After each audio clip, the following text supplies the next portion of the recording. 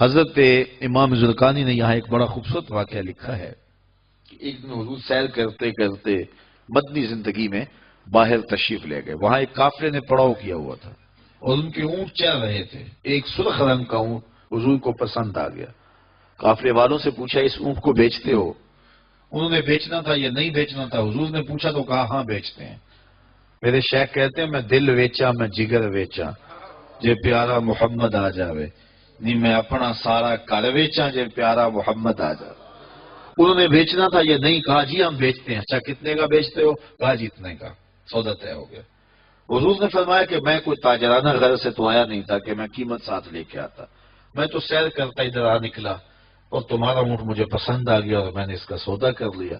ایسا کرو کہ اونٹ مجھے دے دو اور میں شہر جا کر کے اپنی اس کی اونٹ کی قیمت تمہیں بیچ دیتا ہوں.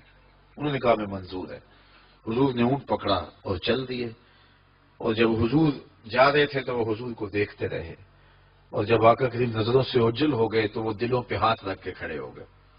تھوڑی دیر کے بعد سکتے سے جب باہر آئے تو ایک دوسرے سے پوچھنے لگے یار یہ شخص جو اونٹ ادھار لے گیا اس کا پتہ پوچھا تھا کسی نے؟ جب کسی کو نقد سودا دیا جائے تو اس کا عطا پتہ پوچھنے کی ضرورت نہیں ہوتی. اور جب کسی کو ادھار دیں تو یا آپ اسے جانتے ہوں یا درمیان میں کوئی ضامن ہو یا کوئی چیز گروی رکھی جائے. اور کہا ایک شخص آیا تم نے اس کو اونٹ دے دیا اس کا پتہ بھی نہیں پوچھا. اس نے کوئی درمیان میں ضامن میں نہیں دیا. تم نے کوئی شے بھی گروی نہیں رکھی اس کی. تو یار تم سب کی عقل پہ پردہ آ گیا. اس کا پتہ تو پوچھ لیتے. قیمتی اونٹ لے گیا. ایک بولا یار جب وہ باتیں کرتا تھا منہ سے پھول جھڑتے تھے. اذا تکلم رؤیا کالنور یخرج من بین ثنایاہ. کہا میں تو اس منظر کو دیکھتا رہ گیا. دوسرا کہنے لگا یار جب وہ جو ہے وہ مسکراتا تھا سامنے والے پہاڑوں پہ عکس پڑتا تھا. اذا ضحک یتلالع فی الجدر. تیسرا بولا یار میں تو اس کی آنکھیں دیکھتا رہ گیا. کیا خوب سجن دیاں اکھیاں نے, کیا خوب سجن دیاں اکھیاں نے جویں پال کے سرائیاں رکھیاں نے.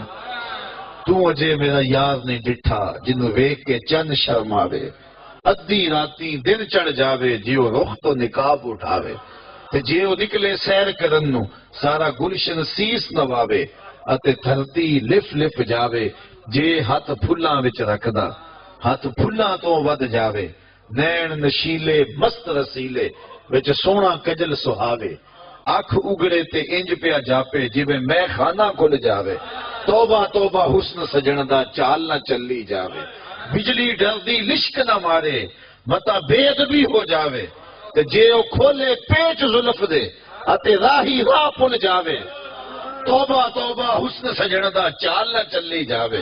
علم خدا نے اینا دتا عقلاں وچ نہ آوے. عقل خدا نے اینی دتی علماں وچ نہ آوے. کی اعجاز نظر وچ او دی جو آوے وک جاوے. خلق او دے نے مولئی دنیا کوئی ورلائی جان بچاوے. آزم ایڈا سونا ماہی سانو کدھرے نظر نہ آوے. انہوں نے کہا جو بھی ہوا تم اس کے حسن میں کھو گئے اور وہ قیمتی اونٹ اپنے حسن کا جادو جگا کے تم سے ہتھیا کے لے گیا.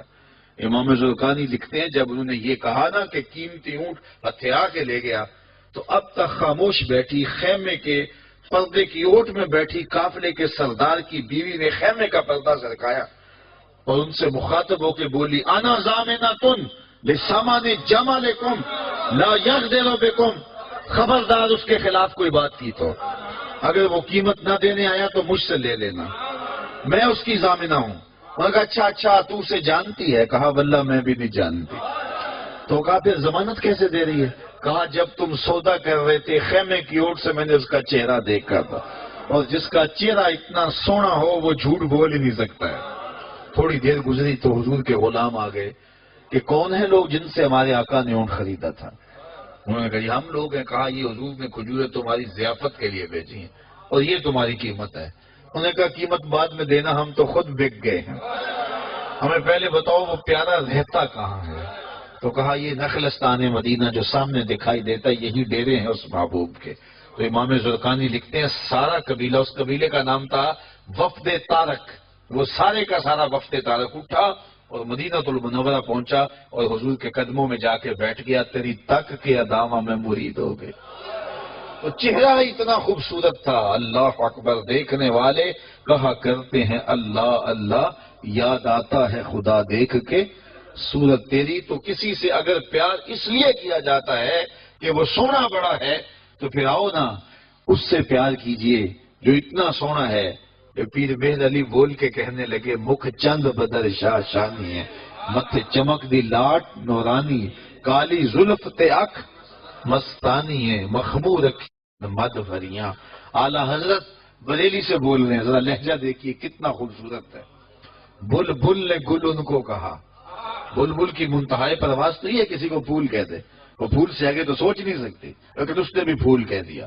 بل بل نے گل ان کو کہا، کمری نے سروے جاں فضا، حیرت نے جھنجھلا کے کہا یہ بھی نہیں وہ بھی نہیں۔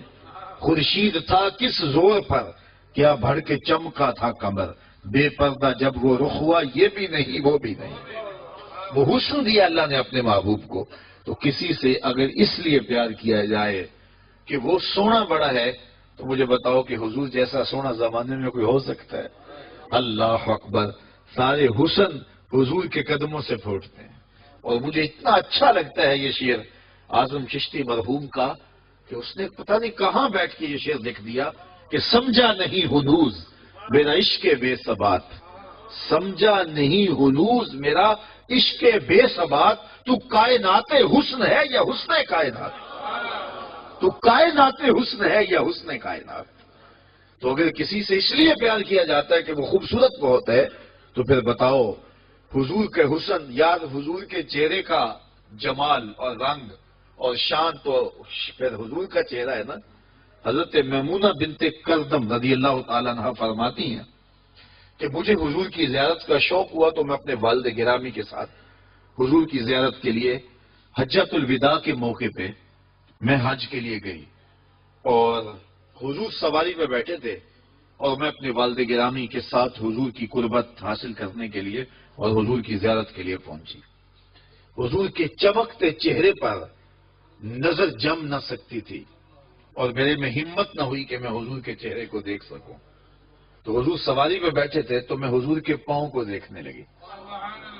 فرماتی ہیں کہ حضور کے انگوٹھے کے ساتھ والی جو انگلی تھی اس کا قد باقی انگلیوں کی مناسبت سے لمبا تھا۔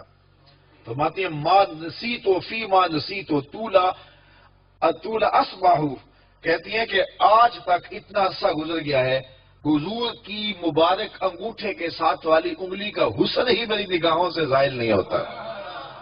یار جس کی انگلی اور جس کے پاؤں کا حسن اتنا ہے، اس کے چہرے کی جمال کی کیفیت کیا ہوگی؟ وہ کسی شاعر نے کہا تھا نا کہ قدموں پہ جبیں کو رہنے دو، چہرے کا تصور مشکل ہے۔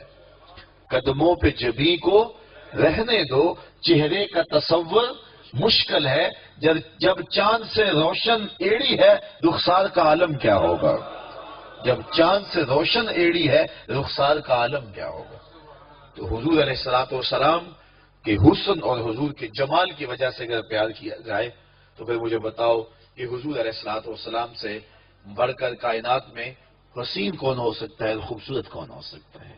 تو اس لیے ہماری محبتیں اور ہماری عقیدتیں حضور کی بارگاہ میں دست بستہ حاضر ہوں۔ اب کسی سے اگر پیار کر لیا جائے تو اس پیار کے تقاضے کیا ہیں؟ بندہ جس سے پیار کرتا ہے اس کا کثرت سے ذکر کرتا ہے، اور یہ محفل میلاد اس عقیدت کا روپ ہے، محبت کے اس تقاضے کی تکمیل ہے۔ بندہ جس سے پیار کرتا ہے اس کا کثرت کے ساتھ ذکر کرتا ہے، اس کا جی چاہتا ہے کہ اس کا تذکرہ چھڑا رہے، اس کی باتیں ہوتی رہیں۔ رومی علیہ رحمہ جنہیں اقبال نے اپنا مرشد مانا ہے، ان کا کمال یہ ہے کہ وہ تمثیل سے بات سمجھانے کی عادت رکھتے ہیں۔ وہ اس نقطے کو بڑی خوبصورتی سے سمجھاتے ہیں کہ کسی نے مجنو کو دیکھا کہ ریت کے اوپر لیلا لیلا لکھ رہا ہے، اس نے رک کے پوچھا یہ کیا کر رہے ہو؟ تو گفت مشق نام لیلا می کنم خاطری خود را تسلی می دہم، اس نے کہا اپنے محبوب کا نام لکھ لکھ کے دکھی دل کو قرار دے رہا ہوں۔ تو رومی کہتے ہیں کہ اگر مجنو کو لیلا کا نام تسکین دیتا ہے تو امتی کو حضور کا نام تسکین نہیں دیتا۔ اور میں تو کہا کرتا ہوں میں خانہ سہارا دیتا ہے نہ جام سہارا دیتا ہے، ہم کو تو مدینے والے کا ایک نام سہارا دیتا ہے۔ ٹھنڈ پڑ جاتی ہے سینے میں جب کسی کے لبوں پہ اس مبارک نام کا چراغاں ہوتا ہے، تو جس سے پیار کیا جاتا ہے اس کا کثرت سے ذکر کیا جاتا ہے۔ میاں صاحب نے بھی اپنے انداز میں کہا ہے نا، جو کسی عاشق ہوئے تے گل اسے دی کرتا، 100 مکر بہانے کر کے مرنے اس نے مرتا۔ جب محبت کسی سے ہو تو پھر اس کا تذکرہ کسی نہ کسی بہانے چڑھا جاتا ہے۔ یہ نہیں ہو سکتا کہ طبیعت اچاٹ ہو جائے کہ یہ بات چھوڑو بھی نا۔ میں مختلف جگہوں پہ جاتا ہوں تو بعض لوگ پرچیاں دیتے ہیں جناب میلاد النبی کے ثبوت کے حوالے سے بھی کوئی بات کیجیے، تو میں کہتا ہوں کہ دلائل کی زبان میں ہمارے علماء بات کرتے ہیں اور کمال کر دیتے ہیں، لیکن میں کہا کرتا ہوں اپنے سادے لہجے میں، کیا حضور کے ذکر کے لیے بھی دلیل کی ضرورت ہے؟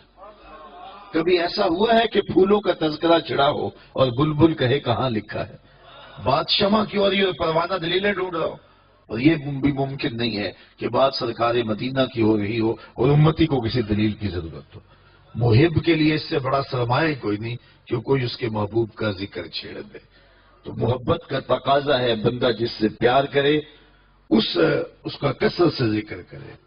دوسرا تقاضا یہ ہے بندہ جس سے محبت کرتا ہے اس کا نہ عیب سن سکتا ہے نہ اس کا عیب دیکھ سکتا ہے۔ حبو کا شیع یومی و یسم، بندہ جس سے محبت کرتا ہے اس کی محبت میں بہرا بھی ہوتا ہے، اندھا بھی ہوتا ہے۔ اس کی محبت میں جو ہے وہ نہ اس کا عیب بیان کر سکتا ہے، نہ اس کا عیب سن سکتا ہے، نہ اس کا عیب دکھائی دیتا ہے۔ جہاں محبت پیدا ہو وہاں عیب نظر نہیں آتے، وہاں کمال نظر آتے، عیب ہوں بھی تو نظر نہیں آتے۔